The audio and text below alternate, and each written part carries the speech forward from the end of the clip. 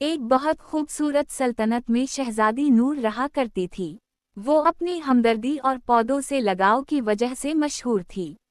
ایک صبح جب وہ محل کے باغ میں ٹہل رہی تھی، اسے دیوار کے پیچھے ایک پرانا اور زنگ آلود دروازہ نظر آیا جو اس نے پہلے کبھی نہیں دیکھا تھا۔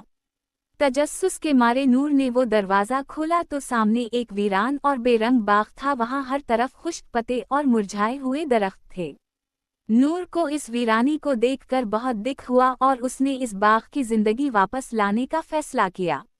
باغ کے عین وسط میں ایک بوڑھی خاتون ایک پتھر پر بیٹھی تھی۔ اس کے کپڑے پھٹے ہوئے تھے اور ہاتھ میں ایک پرانی لکڑی کی چھڑی تھی۔ یہ جادوگرنی افسانہ تھی جو سالوں سے تنہائی میں یہاں رہ رہی تھی۔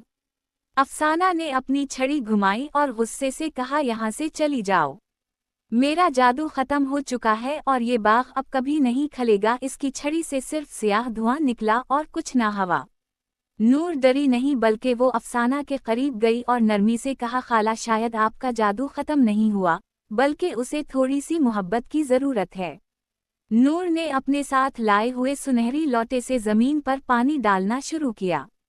کئی دنوں تک نور روزانہ اس باغ میں آتی رہی۔ اس نے اور افسانہ نے مل کر زمین سے جھاڑیاں صاف کی اور نئے بیج بوئے۔ افسانہ کو آہستہ آہستہ نور کی باتوں میں دلچسپی ہونے لگی اور اس کی تلخی کم ہونے لگی۔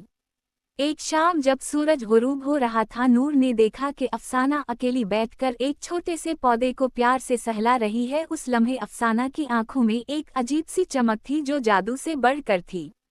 اچانک وہ چھوٹا سا پودا چمکنے لگا۔ وہ ایک جادوئی نیلا پھول بن گیا جس کی خوشبو پورے باغ میں پھیل گئی۔ جیسے جیسے وہ پھول کھل، پورے باغ کی گھاس سبز ہونے لگی اور سوکھے درختوں پر پتے آنے لگے۔ افسانہ نے حیرت سے اپنی چھڑی اٹھائی۔ اب اس میں سے کالا دھواں نہیں بلکہ ستاروں جیسی روشنی نکل رہی تھی۔ اس نے مسکرا کر کہا، تم نے سچ کہا تھا نور، اصل جادو تو دل کی ہمدردی میں چھپا ہوتا ہے۔